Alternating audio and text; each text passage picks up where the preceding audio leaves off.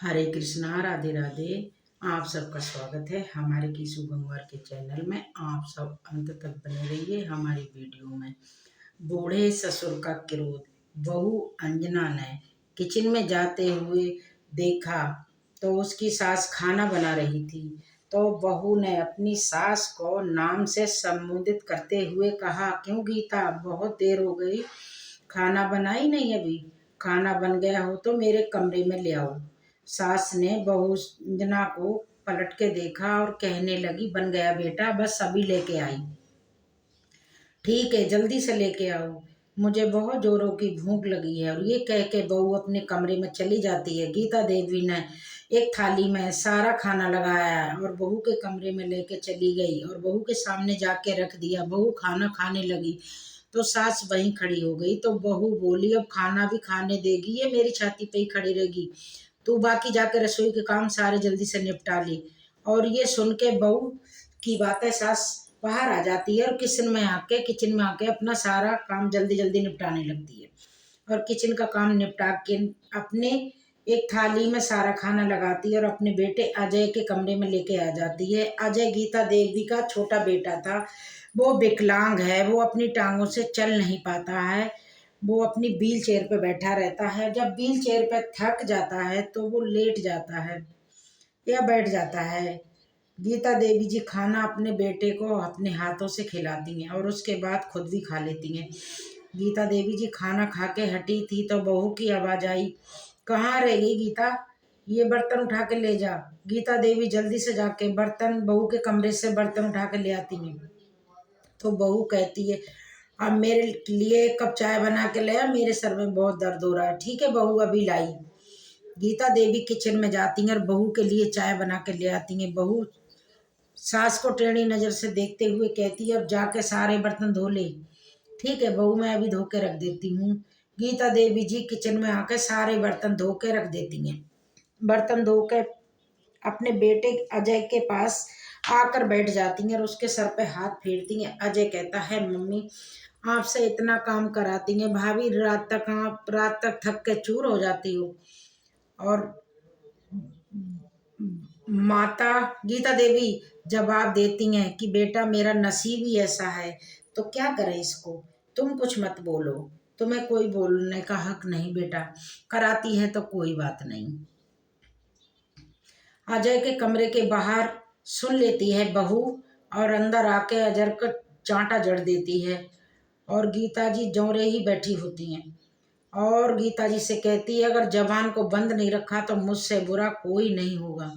गीता तब तक उनके चंद्रशेखर जी और उनके बेटे कार्तिक आ जाते हैं। तो उंगली से इशारा करते हुए बहू सास से कहती है कि चुप रहना, बिल्कुल कुछ मत कहना। देवर को भी कहती है कि चुप रहना और उनके लिए पानी लेके आती है। और 5 मिनट के बाद अपने ससुर से खाने को पूछती है तो वो खाना लगाने के लिए पूछती है तो वो बोल देते हैं खाना लगा दो। तो फटाफट जाकर टेबल पे खाना लगा देती है।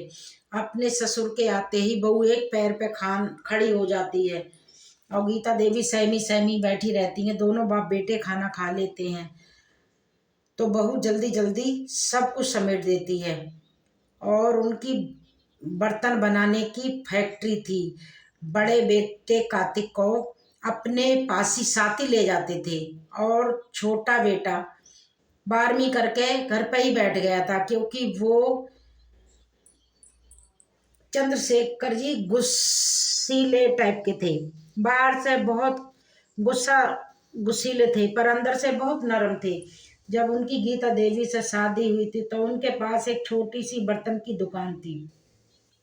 धीरे धीरे उनने अपनी मेहनत और अपनी लगन से बर्तन बनाने की फैक्ट्री लगा ली थी। और फैक्ट्री के बनाने के बाद उन्होंने दिन रात मेहनत करी और आज बहुत ऊंचा मकान बना लिया था। चंद्रशेखर जी बहुत दयालु परिवर्तन के थे और इतने जरूरतमंदों की इतनी मदद करते थे और हमेशा आगे रहते थे और जल्दी से वो विश्वास नहीं करते थे किसी पर। इसीलिए वो बहुत अपने अच्छे अच्छी पोजीशन पे थे, बहुत अच्छा पैसा आता जाता था। इसीलिए वो घर में अपने किसी नौकर को नहीं रखते थे और उनकी बीवी इतनी अच्छे से काम संभालती थी। उनका हमेशा दुख सुख में गीता देवी साथ खड़ी रहती। इसी कारण से अपनी पत्नी से वे बहुत प्रेम करते थे। गीता देवी जी एक पढ़ी लिखी और सीधी सादी और घरेलू महिला थी। झूठ, छल, कपट, लालच ये कुछ उन्हें नहीं पता था। उनको अपने काम से मतलब था और अपना काम। और अजय अजय पे तो जान न्यौछावर करती थी, क्योंकि उनका बेटा विकलांग था। और दोनों बेटों में से वो छोटे बेटे अजय को ज्यादा प्यार करते थे। चंद्रशेखर जी सुबह ही घर से निकल जाते थे और देर रात तक लौटते थे। घर में क्या हो रहा है क्या नहीं इसकी उन्हें भनक तक नहीं पड़ती थी, क्योंकि उनके हिसाब से तो सब कुछ सही चल रहा था। उनके आते ही तो बहू उनकी एक पैर पर खड़ी हो जाती थी। उनकी बहू अंजना और उनकी पत्नी और उनके बेटे पे कितना अत्याचार कर रही थी। बड़े बेटे की बहू को 10 साल हो गए थे और उनके नाम से उन्हें संबोधित करती थी और अजय को मारती पीटती थी। और तो और उन्हें धमकियां भी देती थी। इनके बारे में कुछ अगर चंद्रशेखर जी को बताया तो तुम्हें मैं मार डालूंगी, ऐसे ऐसे उनको डराती रहती थी। और अजय लाचार जी के वजह से कभी अपने पापा के सामने मुंह नहीं खोल पाता था। और गीता देवी डरती थी कि उनको पता चला तो उनका गुस्सा बहुत तेज है, तो वो ऐसी बात कभी अपने पति को नहीं बताती थी और वो धमकियों को सहती रहती थी। और अंजना इस घर में जब दुल्हन बन के आई थी तो अजय सिर्फ 10 वर्ष का था और उसने अजय के दिल में इतना डर बिठा दिया था, वो किसी से कुछ नहीं कहता था। और गीता देवी जी अपने बेटे के कारण उससे बहुत डरती थी। और तो और अंजना अपनी ससुर के आने पर अति उत्तम संस्कारी बहू बन जाती थी, जो भी किसी को नहीं पता था। आज भी हर दिन की तरह ऐसा ही हुआ। अपने ससुर के आने पर एक पैर पे खड़ी रही और चंद्रशेखर जी अजय के कमरे में चले जाते हैं और कार्तिक अपने कमरे में चले जाते हैं और पीछे पीछे अंजना भी अपने कमरे में चली जाती है। चंद्रशेखर जी पहले अपनी पत्नी की गीता की तरफ देखते हैं, फिर अजय की तरफ देखते हैं और कहते हैं, क्या बात है गीता, तुम्हारा चेहरा क्यों उतरा हुआ है? बहुत थकी थकी दिखाई दे रही हूँ। बल्कि आज ही की बात नहीं, मैं तो हर रोज देखता हूँ तुम दोनों मुझे ऐसे ही नजर आते हो। मुझे बताओ गीता, क्या बात हो गई है? किसी चीज की घर में कमी है? कोई कष्ट हो रहा है तुम्हें? तुम दोनों की खुशी से बढ़कर मेरे लिए कुछ भी नहीं है, लेकिन तुम दोनों मुझे खुश कभी दिखाई नहीं देते। गीता देवी जी और अजय एक दूसरे को देखते रहते हैं। गीता देवी आंखों की भाषा से अजय को मना करती हैं कि पापा को कुछ मत बताना। गीता देवी कहती हैं, नहीं, आपको तो ऐसे ही लगता रहता है, हम तो बहुत खुश हैं, हमें कोई कष्ट क्यों होगा आपके होते हुए? हमें कोई कभी कष्ट हो सकता है क्या? आप पूरे दिन फैक्ट्री में थक जाते हैं तो आपको ऐसा ही लगता है। लाइए, आपके सर में मैं तेल लगा के मालिश कर देती हूँ, आपकी थकान दूर हो जाएगी। चंद्रशेखर जी और गीता देवी जी अपने कमरे में आ जाते हैं और गीता देवी जी चंद्रशेखर जी के सर में तेल लगाना शुरू कर देती हैं, मालिश करके उन्हें सुला देती हैं। फिर अजय के कमरे में आके अजय के सर में तेल लगा के मालिश करती हैं, अजय भी सो जाता है। तो गीता देवी जी अपने कमरे में आती हैं, अपनी अलमारी में घुसती हैं और अपनी डायरी निकाल के उस पर लिखना शुरू कर देती हैं और उसके पश्चात डायरी छुपा के और सो जाती हैं। और गीता देवी जी सुबह बहुत जल्दी उठती हैं, पूजा पाठ काम में लग जाती हैं। जब तक चंद्रशेखर जी नहीं उठते तब तक बहू भी सोती रहती है। उनके उठने के बाद बहू जल्दी जल्दी फटाफट अपना दिखावा शुरू कर देती है और चंद्रशेखर जी के जाते ही अपनी सास और गीता देवी को और उनको टॉर्चर करना शुरू कर देती है। घर का सारा सारा लेन देन चंद्रशेखर जी के हाथ में था। लेना देना पैसा किसी को सब उनके हाथ में ही सारी बागडोर वही संभालते थे। बड़े बेटे में होने चाहिए वो काम चोर था, घर की जिम्मेदारी उठाने से बचता था। उसको काम में रुचि बहुत कम थी। वो तो पिताजी के भय से साथ में फैक्ट्री जाता था, इधर उधर नजर जमाए रखता था। उसको पिताजी की झाड़ पड़ती रहती थी। ऐसे बहू ने अपने सास और देवर का जीना हराम कर रखा था। उसका अत्याचार दिन पर दिन बढ़ता जा रहा था। एक दिन गीता देवी से रोटी बनाने में देर हो गई तो बहू ने सास का हाथ गरम तवे पे रख दिया। गीता देवी के मुंह से चीख निकल गई, आंखों से आंसू निकलने लगे। अजय अपनी माँ की चीख सुन के बाहर निकल आया और अपनी भाभी को कहने लगा, भाभी आज हम पापा को जरूर बताऊंगा कि आपने मम्मी का हाथ जलाया है। उसने चमचा उठा के अजय के सर में मारा तो अजय तड़प उठा और रोने लगता है। और गीता देवी जी अपने बेटे के पास दौड़ी आती हैं और उसको अपने सीने से लगा लेती हैं। दोनों माँ बेटे बहुत रोते हैं। आज उनमें धमकी देती है और अपनी धमकी देकर अपने कमरे में चली जाती है। गीता देवी अपने बेटे को लेके अपने कमरे में चली जाती हैं और दोनों बहुत रोते हैं। अजय कहता है, मम्मी अब मेरे कारण इतना कष्ट क्यों सह रही हो? मैं तो ना मरे लोगों में हूँ ना जिंदे लोगों में हूँ, आप मुझे मर जाने दीजिए। आज पापा से मैं सब कुछ बता दूंगा। वैसे भी भाभी हमें जीते जी मारी रही है रोज। गीता देवी जी अपने बेटे को गले लगा के रोती रहती हैं और कहती हैं, मेरे बच्चे तू क्यों अपनी जान देगा? भगवान तुझे मेरी उम्र भी लगा दे। और जल्दी शंकर चंद्रशेखर जी के आने की आवाज आती है तो अंजना दौड़ी हुई सास की अब गले में आती है और गले पे हाथ लगा के उन्हें जान से मारने की धमकी देती है। और ससुर के अंदर आने से पहले पानी लेके खड़ी हो जाती है और खाना वाना सब लगा देती है और खाना लगा के और अपना इतना ढोंग शुरू कर देती है। उनके आते ही तो वो ऐसा लगता था कि ये मानो कतई कुछ नहीं जानती है और इतना सारे दिन काम ही करती रहती है, पर वो कभी कुछ नहीं करती थी, सारा काम सास से करवाती थी। और खाना खाने के बाद ससुर से पूछती है, पिताजी चाय पियोगे? और गीता देवी अपने आंसू साफ करके बाहर आ जाते हैं और अजय के कमरे में आ जाते हैं चंद्रशेखर जी। रोजाना अपने कमरे से जाने से पहले अजय के कमरे में रोज आते थे और एक आध घंटा बैठ के उससे बात करते थे, तब वो अपने कमरे में जाते थे। अब चंद्रशेखर की नजर गीता जी के हाथ जले पे गई और अजय के सर पे पड़ती है। वो जान जाते हैं कि कारण पूछते हैं कि गीता देवी कह देती हैं, बेख्याली में जल गया, बहू रोटी बना रही थी, मैं थोड़ी सौंफ खाने गई थी तो मेरा हाथ जल गया। अजय मेरी आवाज सुन के नीचे गिर पड़ा, चीख निकल गई थी मेरी। तो वो सोच विचार में पड़ जाते हैं और गीता देवी उनको तेल लगा के मालिश करके सुला देती हैं। डायरी निकाल के डायरी में कुछ लिख के फिर वहीं धर देती हैं, फिर वो सो जाती हैं। आज चंद्रशेखर जी सोए नहीं थे, उन्हें शक हो गया था, तो अपना शक दूर करने के लिए आज वो रात भर जागते रहे और पत्नी के सोने का इंतजार करते रहे। पत्नी के सोते ही चंद्रशेखर जी अलमारी में घुस जाते हैं। अलमारी में घुसे तो अलमारी नीचे की तरफ को बनी हुई थी, उसमें एक अलमारी अंदर की तरफ थी, उसमें वहां से एक हाथ डाला तो डायरी निकली। उनने उस डायरी को बाहर निकाला। पहले पन्ने पर लिखा था, मेरी जिंदगी का सफर। आज मेरे पापा मेरे लिए साइकिल लेके आए, आज मैं बहुत खुश हूँ। इतना पढ़ते ही चंद्रशेखर जी के चेहरे पर मुस्कान आ गई। उन्हें आगे पढ़ने की जल्दी से बैठ गए और आराम से पढ़ने लगे।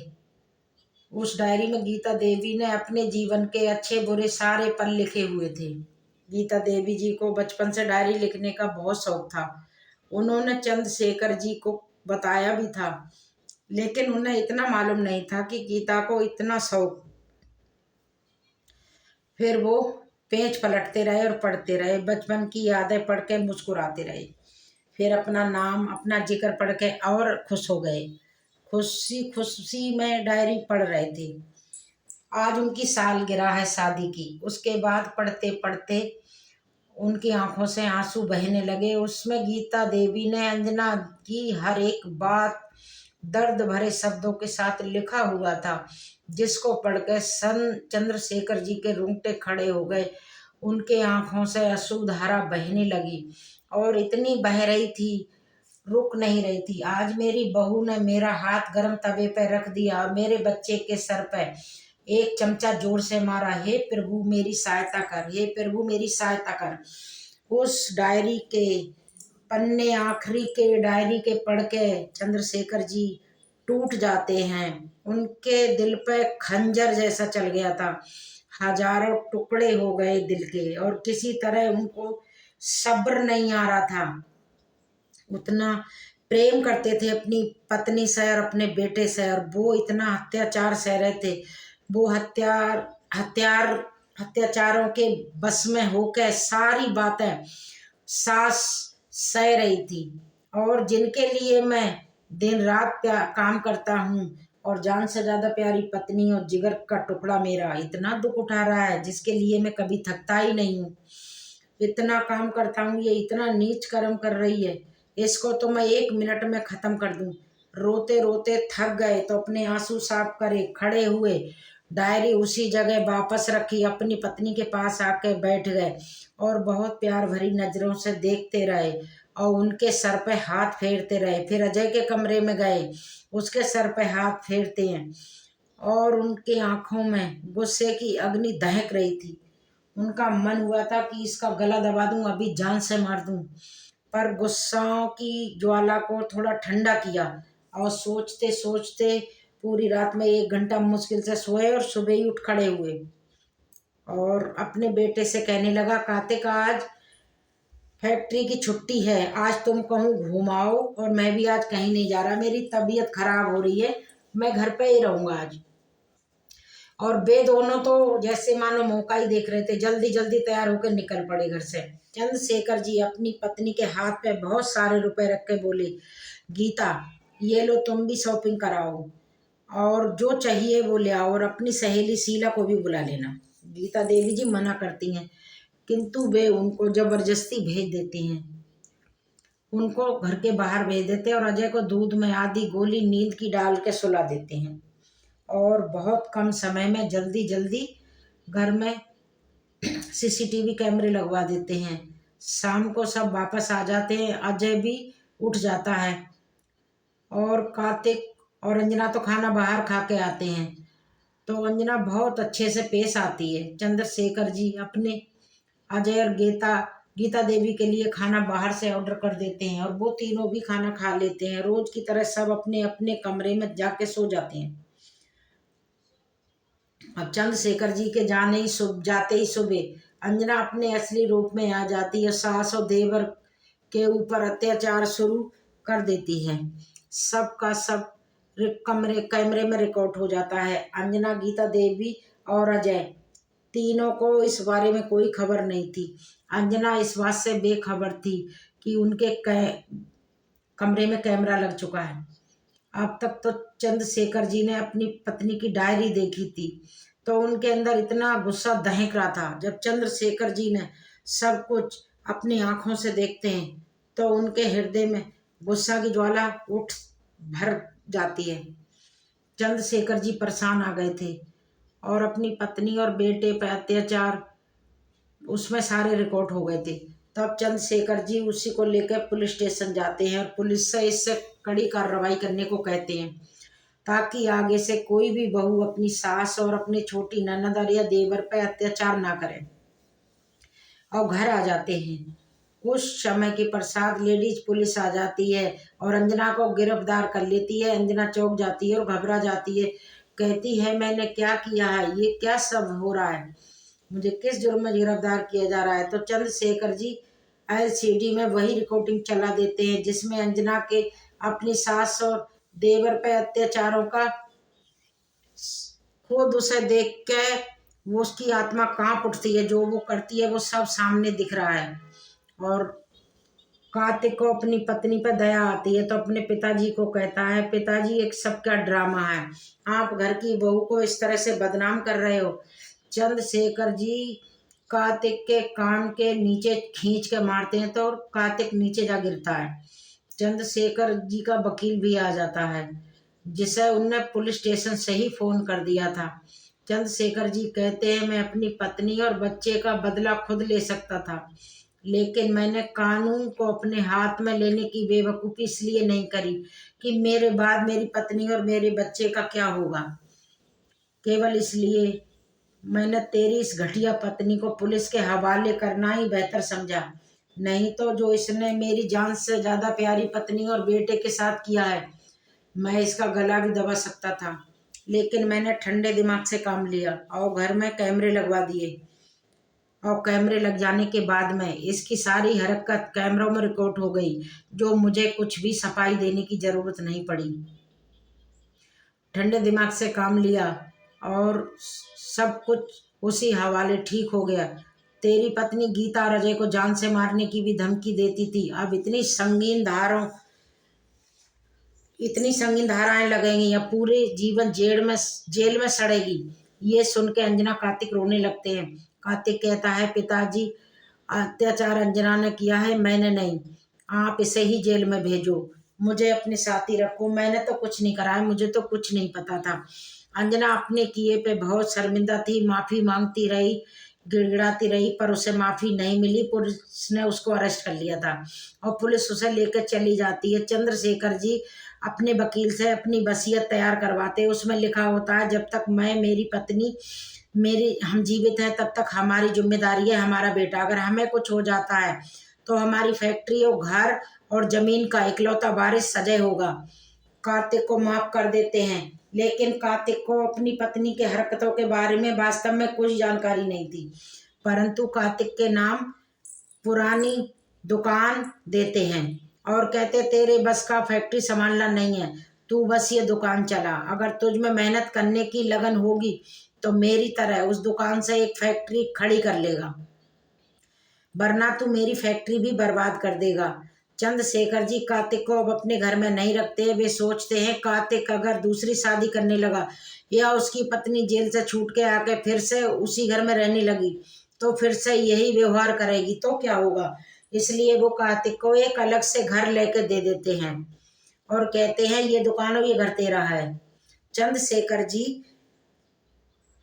और उसको छोड़ के अपना सब कुछ अजय के नाम कर देते हैं और चंद्रशेखर जी के दिल को सुकून मिला था। चंद्रशेखर जी अजय को रोज फैक्ट्री ले जाना शुरू कर देते हैं और उसको काम समझाना शुरू कर देते हैं। अजय एक बहुत ही समझदार और बुद्धिमान लड़का था, अपने बाबूजी की खुद ही छाया था। भगवान ने उसे पैरों से ही मोहताज किया था, परंतु बुद्धि तो उसमें कूट कूट के भरी हुई थी। वो जल्दी ही सब कुछ सीख जाता है और अपनी व्हील चेयर पे बैठे बैठे ही पूरी फैक्ट्री संभाल लेता है। चंद्रशेखर जी अब बहुत खुश थे। उन्हें अपने फैसले पे बहुत गर्व था और उनके अजय ने उनको मायूस नहीं किया था। अभी उनका अजय के प्रति मन बेचैन रहता था।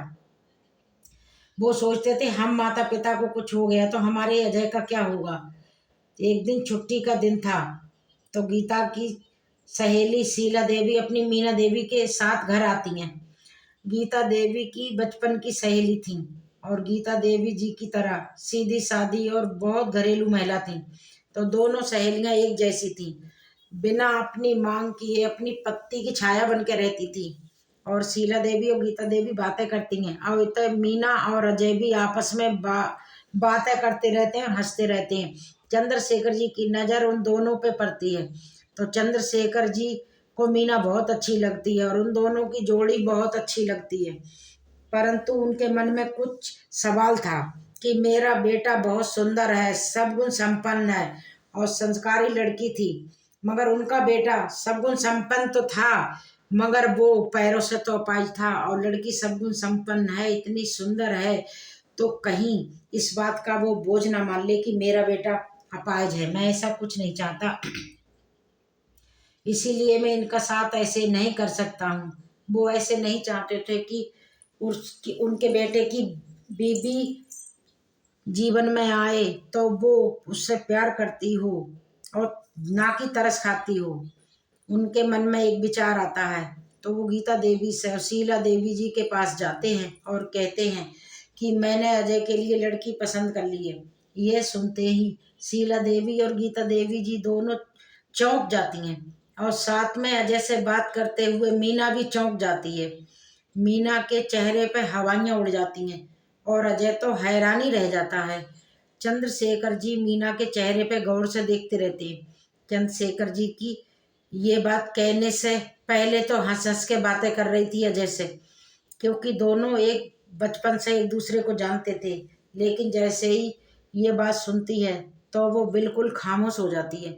शीला देवी जी चंद्रशेखर जी से पूछती हैं, कौन है वो खुशनसीब लड़की। गीता देवी जी कहती हैं, कि इनमें तो मुझे भी अब तक कुछ नहीं बताया। चंद्रशेखर जी मीना की तरफ देखते हुए कहते हैं, अभी केवल मैंने लड़की पसंद की है, अभी मैंने उससे पूछा नहीं है। अगर उसको मेरा अजय पसंद होगा तो ही ये शादी होगी। मैं नहीं चाहता कि कोई मेरे बेटे पे तरस खा के शादी करे। मेरा बेटा लाखों में एक है। सभी चंद्र के शेखर की बात को ध्यान से सुनते हैं। मीना अपना सिर झुका के बैठी रहती है और चंद्रशेखर जी उठ के मीना के पास आते हैं और कहते हैं, मीना बेटा, क्या तुम्हें मेरा बेटा अजय पसंद है? क्या तुम मेरे बेटे से शादी करोगी? मेरा बेटा पैरों से अपाहिज है, उससे यही कमी है बस, और मेरे बेटे में कोई कमी नहीं है। मेरा बेटा हीरा है, लाखों में एक है। मीना सिर ऊपर उठाती है और चंद्रशेखर जी को देखती है। उसकी आंखों में आंसू थे।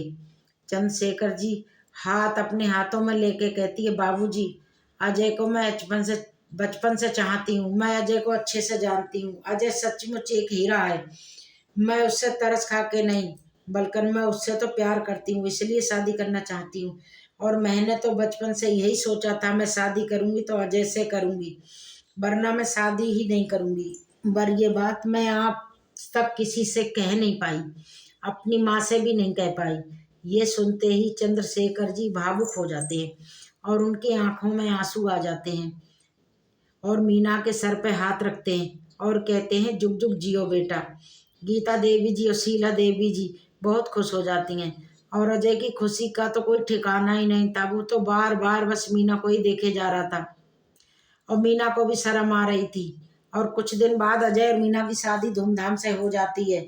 मीना अजय का बहुत ज़्यादा ख्याल रखती है और अपनी सास गीता देवी की भी बहुत सेवा करती है और उनको कोई भी काम करने नहीं देती। गीता देवी को अब जाके बहू का सुख मिलता है। चंद्रशेखर जी अभी भी चोरी चोरी गीता देवी की डायरी पढ़ते रहते हैं। अब डायरी में लिखा हुआ खुशियां ही खुशियां ही। वे अपनी बहू की डायरी में बहुत ज्यादा तारीफ करती थी। जिस बेटी की तमन्ना मुझे बरसों से थी, वो आज वो बेटी मुझे मिल गई। चंद्रशेखर जी अब बहुत खुश थे क्योंकि उनका परिवार अब सुखी संपन्न परिवार था।